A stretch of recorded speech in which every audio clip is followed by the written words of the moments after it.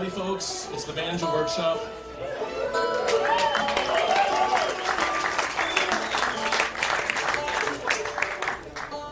I've been appointed the leader, so I will lead this workshop.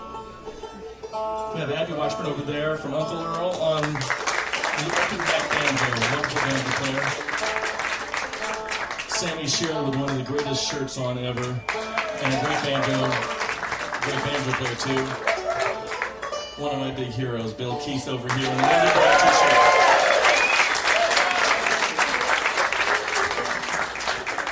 And I'm Tony Trischka without the coolest shirt on. Thank you. And we'll just kind of improvise our way through to the end of this little workshop. And we're going to do a little bit of Angeline the Baker, from what I understand. It's also called coon dog in North Carolina, just for the wise.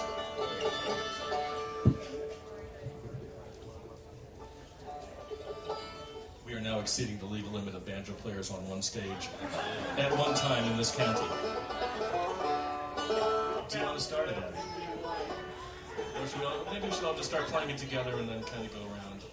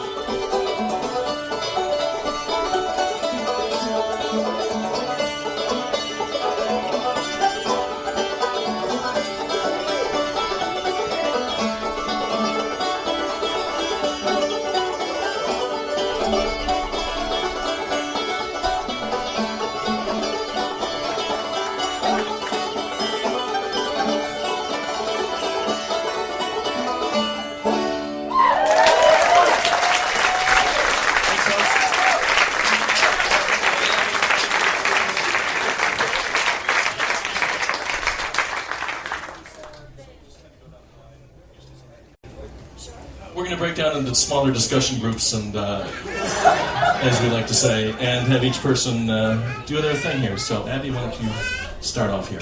So are we going to have one chance? You might get more than one chance. You might get more than one chance. You probably will get more than one chance. Okay. And maybe just, you might want to describe the style you're playing just a little bit in case folks don't know.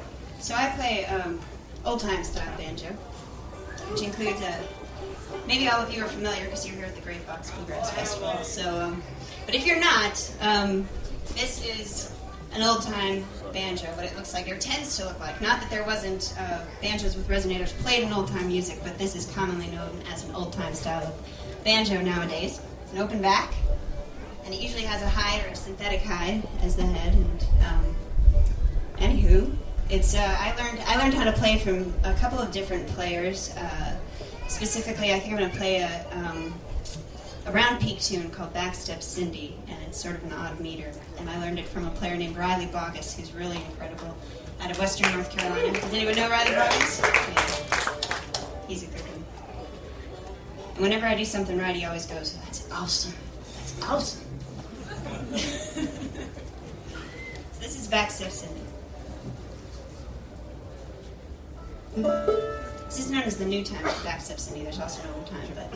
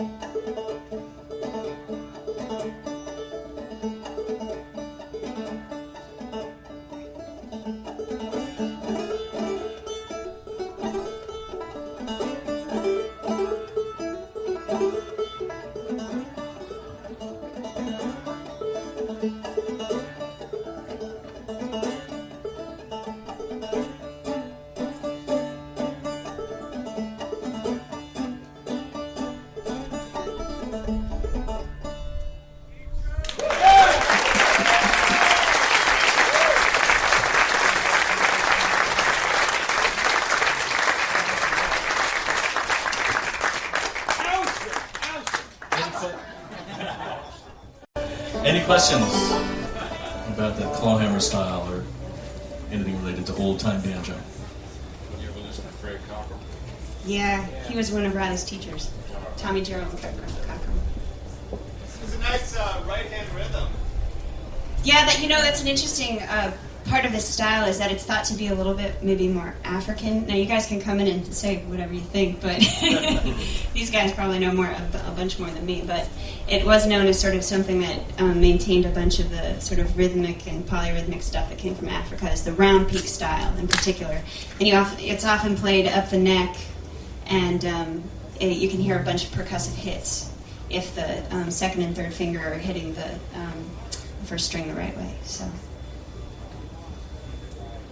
Was that frailing? You had a slide and there was a slide and a brush at the same time. Yeah, that's definitely a feature as well. And one thing that there is sort of a Fred Cochran lick in there that Sam was pointing out, where it's sort of dissonant, and that's sort of part of the point is to slide and brush at the same time, so you get this sort of, it's just a cool rhythmic feeling. But also you can make it sound a little bit dissonant by putting, well, I'll play it as like, so you hit it, and you never quite resolve, so.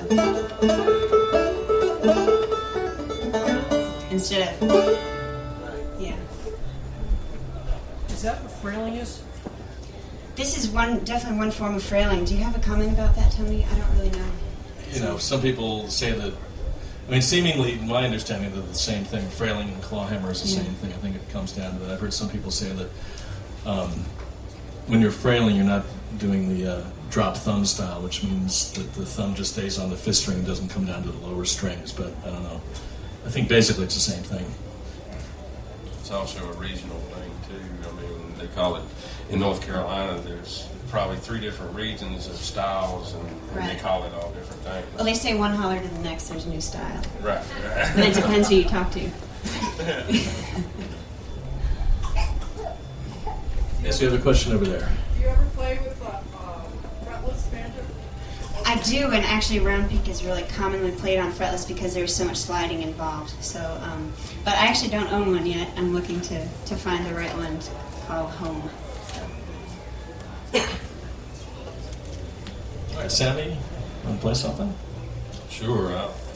I guess I'll stay in the old time mode. Were you in double C for that? Yeah. I thought so. Still? I love double C tuning, and when I'm around the house, that's what I play most of all. And because I grew up in the area she's talking about, and I used to sit at Fred Cockrum's down at his feet. You know Riley? I never met Riley, no. I kind of got out of that area before he came along. But I used to hang around with all the old-time players around Mount Airy, North Carolina, and Galax, Virginia, and up in that area. And but my grandfather played 3-finger rolls, so he wouldn't let me learn claw hammer. So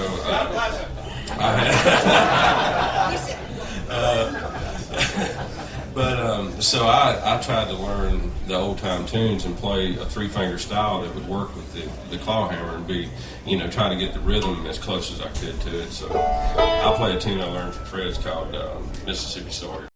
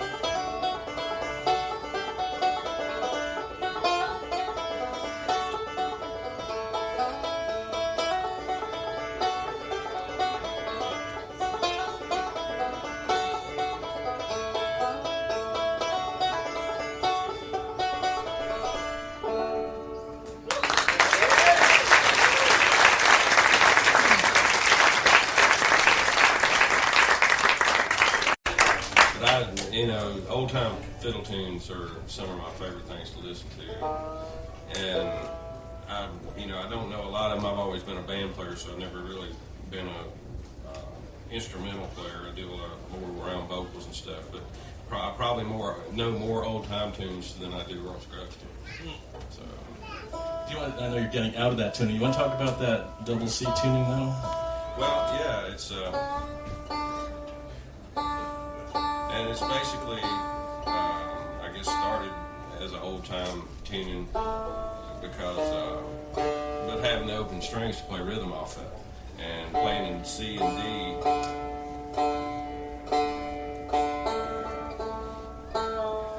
Told you to go out of tune,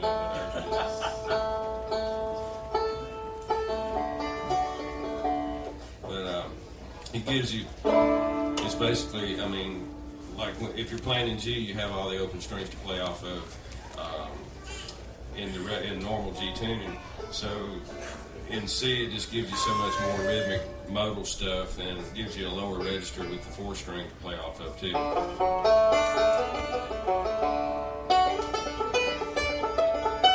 And you can play single notes all the way up the neck and still have the rhythm of it.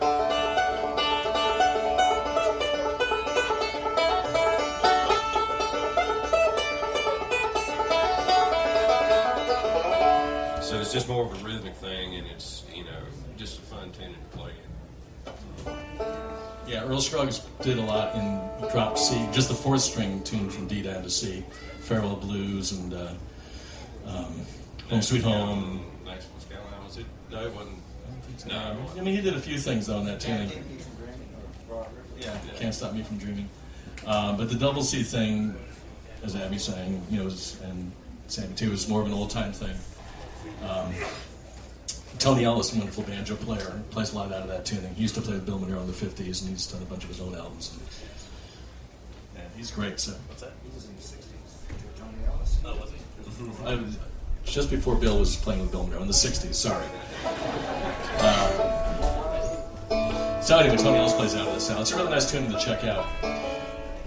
I guess I'll do a quick medley here. I'm going to hog things a little bit, I guess, just because I want to play these three tunes, but they'll go by pretty quickly. First is John Henry with a kind of a guitar style where I'm alternating the thumb a little bit, like you would on a guitar.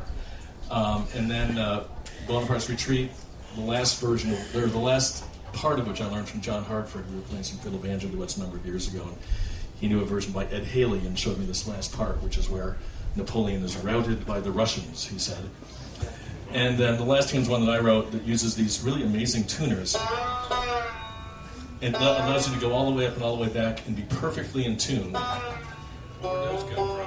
I'm trying to think that this gentleman right over here, Bill Keith, invented these things.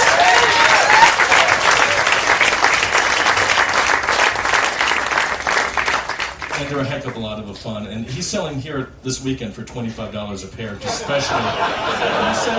Plus tax, I think.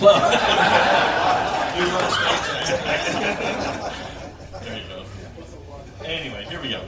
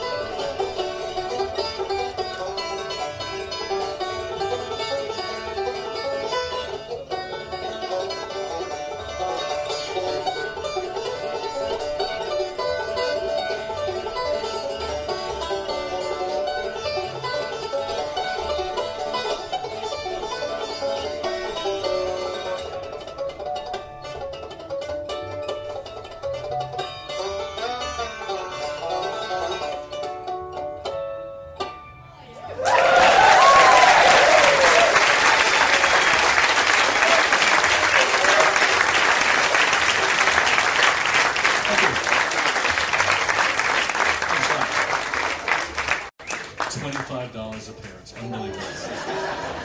Bargain basement prices. I don't believe it myself. Here's Bill Keith to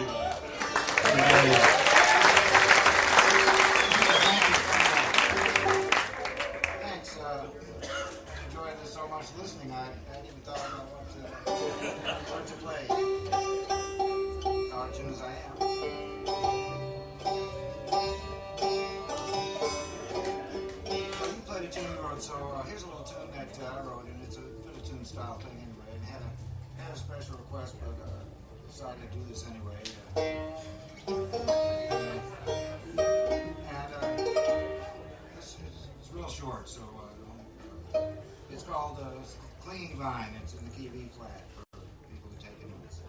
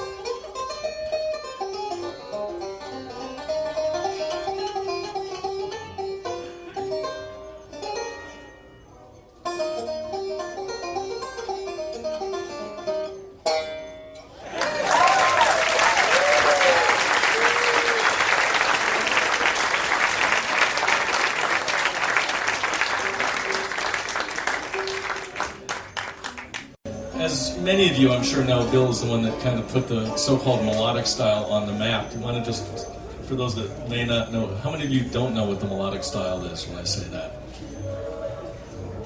A few. Do you want to just give a quick explanation?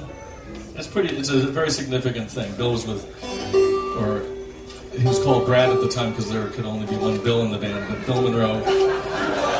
So I've heard, anyway. When Bill was with Bill Monroe, see what I'm saying?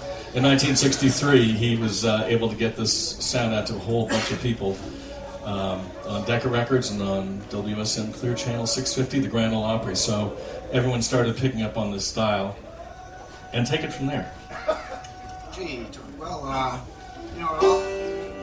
kind of started off in bluegrass after the beginning with Pete Seeger. I give him a lot of credit for turning my head towards the banjo and getting me started at the first book and everything. But when I started getting into bluegrass, I was hanging out with a fiddle player, and there was one particular tune she was playing, and as she was playing, I could sort of see how to get it on the banjo. And it took me a few weeks to iron out but the tune was The Devil's Dream. It went,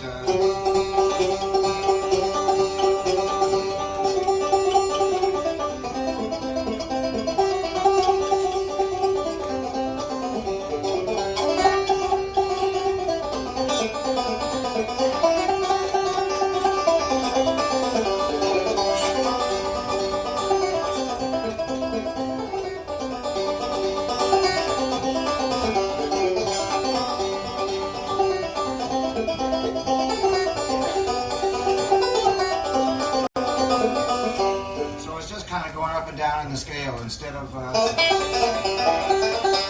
to some ears it sounds the same, but really it's trying to get the notes to come out like they come out on a fiddle or a mandolin, rather than a Scruggs banjo roll. And it was great having the chance to play with Mr. Bill Monroe and make a few records, and so that's where it all started for me. Also, just quickly, that was in the key of E flat, which is not a standard key to play in for banjo players in G tuning. But those notes are all on there. It's a musical instrument, just like other instruments, believe it or not. Yes, we have a question over there in the middle expensive seats. Yes. When you were at Old Songs Festival and made the Friday afternoon workshop, you had a lot of good comments about the melodic style and staying in the key of G rather than retuning. Right. Can you talk about that a little bit? playing the melodic style in different keys without changing the tuning. Is that what you're saying? Like to stay in as opposed to Right, but staying in G tuning, but playing in different keys in G tuning. Right. Well, that's what Bill just did. Clinging Vine is an E flat. All those notes are there. You know, I think to begin with, you were doing stuff mostly in G, probably, and some in D. In fact, of perhaps. course, I'm most comfortable in the key of G. It's a very technical approach, and I sort of try to look at music like a puzzle, which I like to take apart and be able to put back together. And I started with using, well, for the melodic stuff, the whole major scale, and then the pentatonic scale.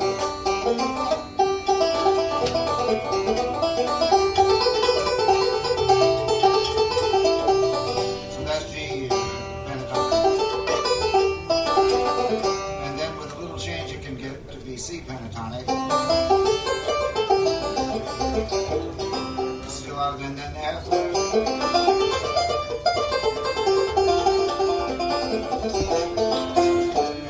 Which is all those relative minors too.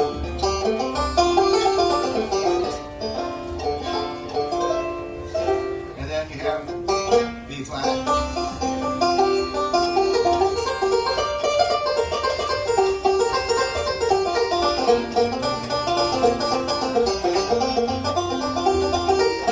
Well, after G and C and F and B flat comes E flat. So take the B flat scale and bend it one note. It all comes out in E flat, and that's where that tune came from.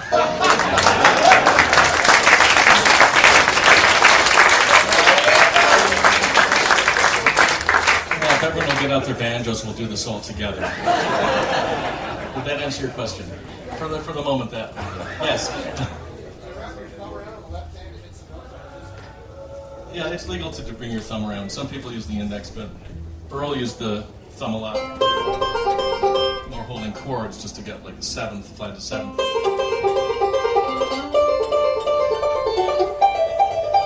Or sixth. But then once the melodic style came in, you know, you can actually grab melody notes with that too. And it is legal, so. In most states, that's right. Yes? A couple quick questions. What kind of finger picks do you all prefer, and what kind of fifth string capo? Do you looks like it's likes for fifth string capo? The question is, what kind of finger picks do we use, and what kind of, do we use fifth string capos or tacks? Now see, this is something, these questions don't arise in the old time world particularly, do they? No. I have no picks. I use my fingernails. You'll see they're kind of long. Some people didn't ask this question, but for anybody who's interested, some people do use it like an acrylic nail or something and have it glued on so that they can have an effective, good round peak sound when they play. But that's not picks. I use stainless finger picks. And gentleman back in the early 60s started making these things. His name was Jim Hipes. And I got a set in around 1984. And I used that same set for about 8 or 9 years, and I lost one of them one night. And after a gig, and I had a gig the next day, well, I went and found some other type picks and tried to put them on. They hurt so bad I couldn't wear them, so I had to go to his house on the way to the next gig to get a new set of picks. And when he retired, he quit making the picks too. So I found somebody that could make them, and now we sell them. So. The only one on stage with his own brand of You got your own brand of banjo.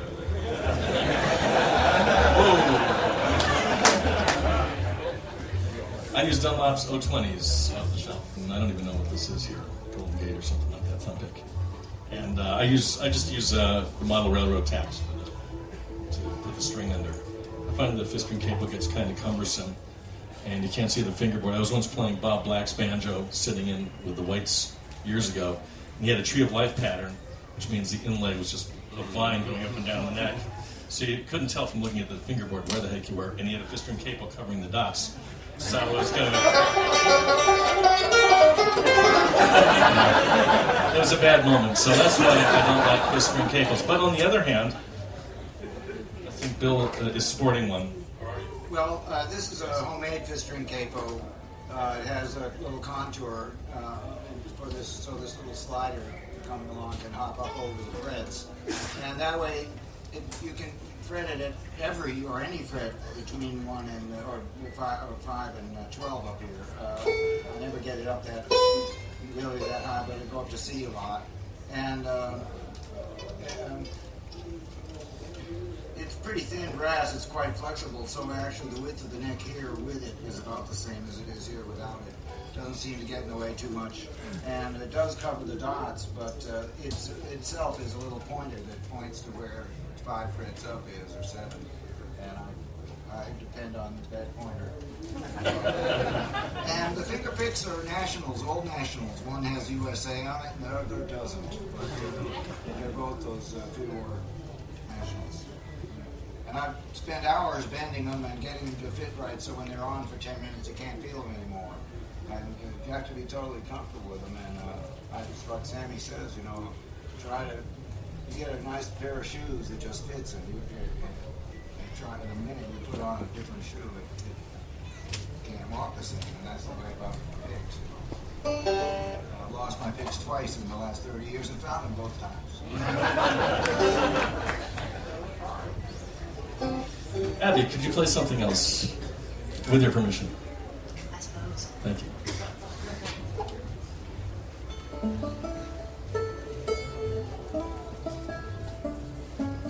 Now I'm gonna sing one, because something that I spent a lot of time thinking about. These guys are total masters of banjo over here to my right, and I extremely revere the banjo. But I've spent a lot of time thinking about how to accompany myself while I sing, playing banjo. So I'm actually going to do another traditional tune from Western North Carolina called "Fall on My Knees." Do you know this one, Stephen? Yeah. Anyway, it's called "Fall on My Knees," and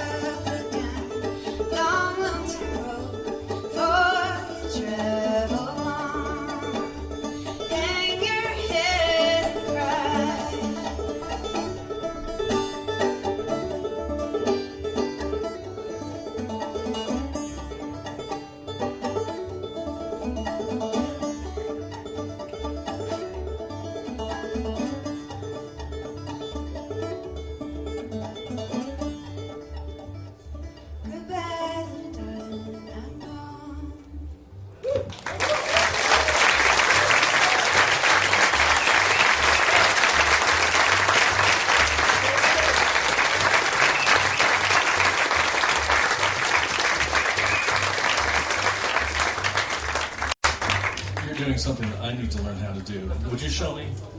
It's, man. One second, I just want to. You're doing this kind of a clicking thing on the offbeat, Oh, right. which is a great sound. Just what is Right. that? I've had to work really hard on that, actually. When I first learned, I learned sort of a basic frail from somebody in West Virginia named Dwight Diller. And that's where it basically, it was like...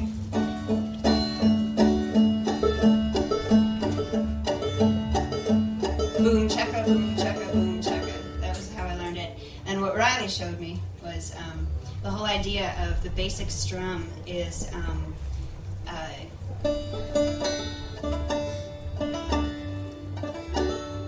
So it's a strike with your second finger, and your middle finger is hitting the. Basically, your brush is just hitting the first string, but beforehand you pull off on the second fret. So it's a little bit complex, but.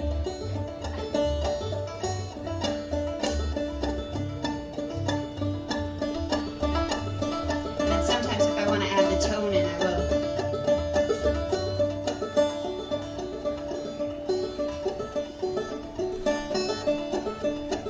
Obviously, I don't have how to control it entirely mastered, but it is a subtlety that adds a lot, I think, if I'm trying to accompany myself vocally. You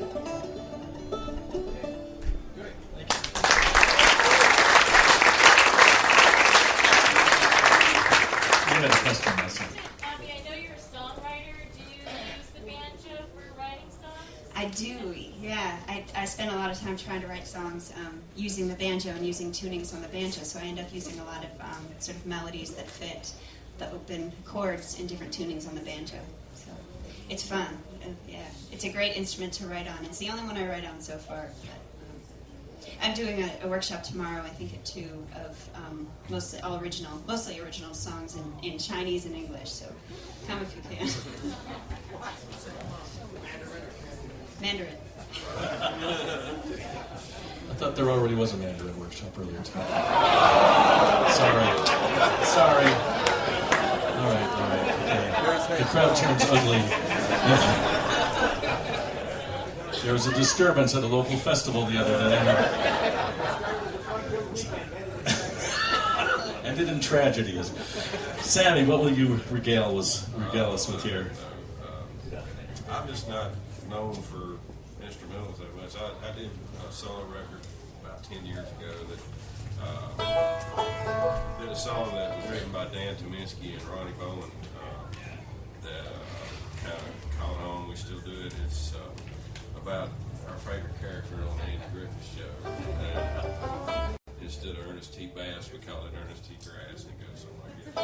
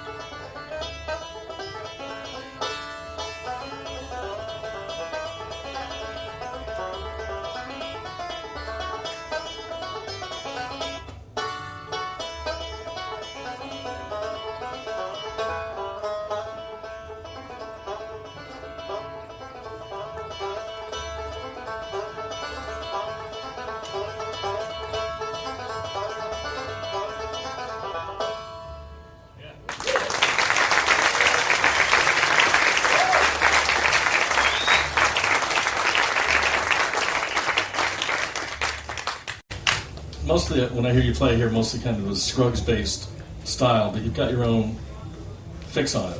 How would you describe what you do? A combination of a lot of people, I think, is more. I got real heavy into Terry Balkin when I was a teenager and was learning all the Boone Creek stuff. And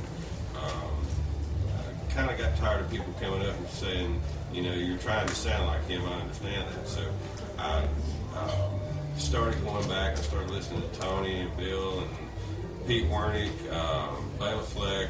Bill Emerson, I guess, was probably the biggest influence along that time. The award-winning Country Gentleman album was like one of the best banjo records I ever heard. And so I just started listening to a lot of different people and just trying to pick up little things here and there and phrasing or accents and so forth and so on, and kept combining different people to come up with my own thing, you know. And I don't write, and you know, the only originality I really come up with is when I'm playing with a vocal group. Every time we learn a new song, I try to learn what the singer's singing. And so every time you do that, you're going to learn new licks and new ways to phrase things. And if you really stick to the melody, you'll find new things every song you learn. So you know, that's always been my goal. Now, when you talk about learning the melody, you know, you hear about Earl playing the syllables of the tune. Do you do that also? I tried my very best, yeah.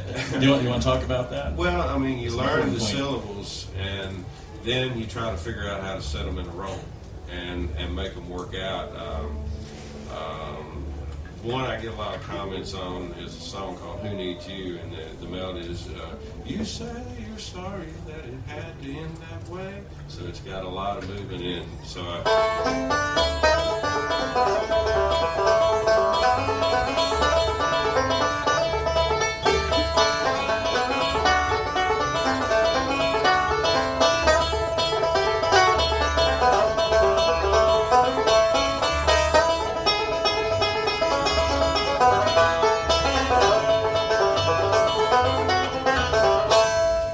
if you know that song, you can actually hopefully hear what the singer's singing before he actually starts. You hear what he's going to sing, and you know I've always looked at myself as being the mood setter for the band in kicking a song off to make it a recognizable melody before the singer ever starts to sing.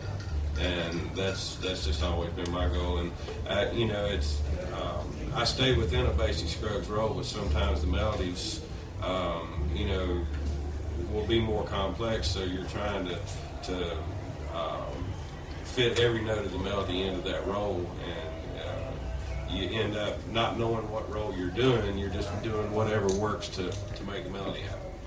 You know, and I don't know a forward roll from a backward roll, so that's the reason You never know. You also notice that you have a lot of economy of motion in your left hand. Your left hand doesn't move very much at all. You really keep it kind of close to the fingerboard. You only need 5 frets. I just mean, I think String Bean once said there's no money above the 5th fret. I got that T-shirt too. But I was talking more about when you know, wherever you are playing, you're not lifting off the fingerboard very much. Your fingers are like very close to the fingerboard. Yeah, and it's just, you know, it's just the way I learn, and you try to be as economical, you know, and I just don't know really how to explain it. It's just how I've always tried to keep my fingers in a certain position, because all the patterns will work out of those, you know, those areas. So I just don't try to move a lot. So it's hard to explain to me. Yes. Someone talk a little about head materials. Do you change often, ever, never? Is it hard to find one? Head materials. I mean, Let's see, I mean what they're made of, or banjo heads you're talking about. Yes. Well, that's a whole other question to get involved in. I mean, I don't know, what kind of a head is that? I know it's a synthetic, so it's plastic, but it's a fiber skin head. It kind of it's maybe a little thicker than the ones we're using, gives you a little more of that old time skinhead kind of sound. I'm sure using all plastic heads up here. And you want to know about tension and that sort of thing? Head tension? Not that detailed. Okay, that's enough. We'll do it right there then. We can go. Banjos are like machines, and you can go on for hours on. Yeah, I've got a one-piece flange, and it's a 5-ply rim, and the Presto tail. You know, I mean. Okay, our time is running out. We're going to do a quick duet, I think, Bill and I, and then maybe one more quick. 5 minutes, right? Yeah.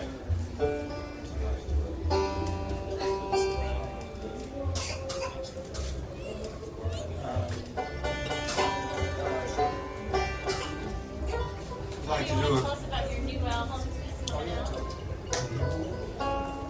I'm being plugged here. Or asked to plug. I'll do it right. I'll do it right at the end because this will allow enough time for the music to come in here. So anyway, this is going to be Liebestraum. A little classical selection for you by Franz Liszt. I learned it from a Spike Jones record, actually.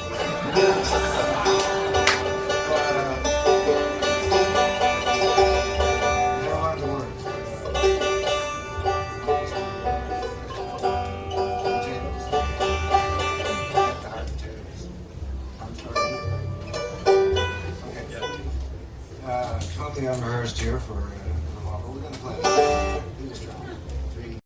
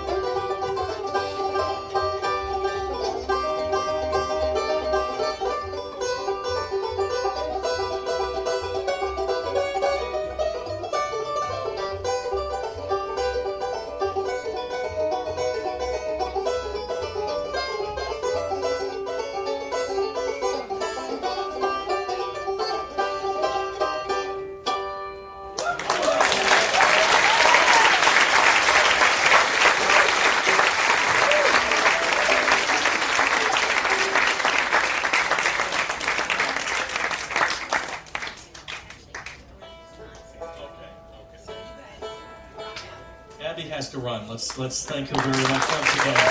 Thank you.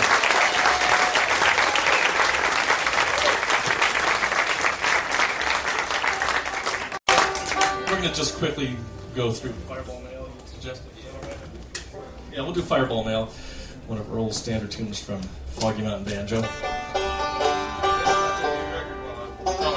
well, I'm working on a double banjo album, and it'll be out on Rounder Records sometime in a while off, but coming out, and got Earl Scruggs on there, and Bela Fleck, and Steve Martin, and all sorts of folks, Pete Seeger, Mike Seeger, so...